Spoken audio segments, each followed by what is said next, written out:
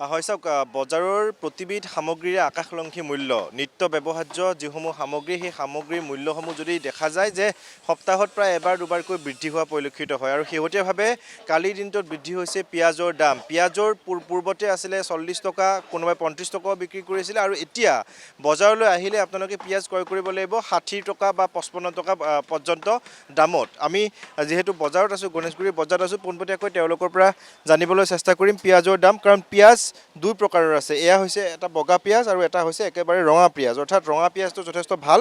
মই জানিবলৈ চেষ্টা কৰিম, ইয়াত বিক্ৰেতাসকল আছে, তেওঁৰ পৰাই পোনপটীয়াকৈ জানিবলৈ চেষ্টা কৰিম। ৰঙা পিঁয়াজৰ দাম কিমান এতিয়া? 60 টকা। 60 টকা। আগতে কিমান আছিলে? আগতে 40 টকা আছিল। আজি এক মানে মোটামুটি 10-15 দিন আগতে 40 টকা আছিল। বগা পিঁয়াজটো আগতে 35, 55 হৈছে। মানে বগা আৰু ৰঙাৰ মাজত 5 টকা ডিফাৰেঞ্চ আছে। কিহৰ কাৰণে দাম বাঢ়িছে? এইটো নাজানো, মই নাজানো, এই কথাও মই নাজানো। হ'লচেল ৰেট কিমান আছে আপোনালোকে? বৰ্তমান কালি কিনিলোঁ 48, 49, আজি আকৌ দাম বাঢ়িছে। আজি 5 টকা পাৰ কুইণ্টেলত বাঢ়ি গৈছে। কি দাম বেছি আমি এইটো চাই লওক। মই যদি 51, 52 কিনি আনে 60 টকা নেবেচিলে কি বেছি, সেই আৰু।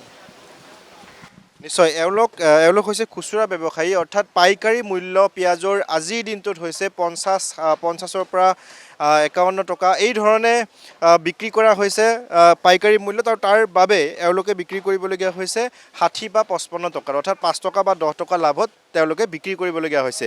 এতিয়া মূল কথাটো হ'ল যে পিঁয়াজৰ দাম বৃদ্ধি কিয় হৈছে, সেয়া যদি চোৱা হয় যে বৃহৎ সংখ্যক চিণ্ডিকেট জড়িত হৈ থকাৰ কথা বিভিন্ন সময়ত অভিযোগ উত্থাপন হয় যে পিঁয়াজ নাছিকৰ পৰা যেতিয়া অসমলৈ আহে তেতিয়া আচলতে এক প্ৰকাৰ চিণ্ডিকেট চক্ৰ এটা জড়িত হয় বুলি কোৱা হয়, আৰু সেইবাবে হয়তো দাম বৃদ্ধি হৈছে। কাৰণ কালিৰ দিনটোত যি বৃদ্ধি হৈছিল আজিৰ দিনটোত হয়তো আৰু বৃদ্ধি হ'ব পাৰে। গতিকে এই ধৰণে যি দাম বৃদ্ধি, এই দাম বৃদ্ধি আচলতে সাধাৰণ লোকক চুই যায়, কাৰণ সাধাৰণ লোকে পিঁয়াজ সকলোৱে ব্যৱহাৰ কৰে, সকলোৱে খায়। গতিকে পিঁয়াজ অবিহনে আচলতে ৰন্ধন প্ৰণালীত আচলতে সহায়ক নহয়। গতিকে তাৰ প্ৰতি লক্ষ্য ৰাখি যিহেতু পিঁয়াজৰ দাম বৃদ্ধি হৈছে, সাধাৰণ শ্ৰেণীৰ লোকত যথেষ্ট অসুবিধা হৈছে। গতিকে ৰূপম দলৈ আপোনাক এই মুহূৰ্তত ধন্যবাদ জ্ঞাপন কৰিছোঁ।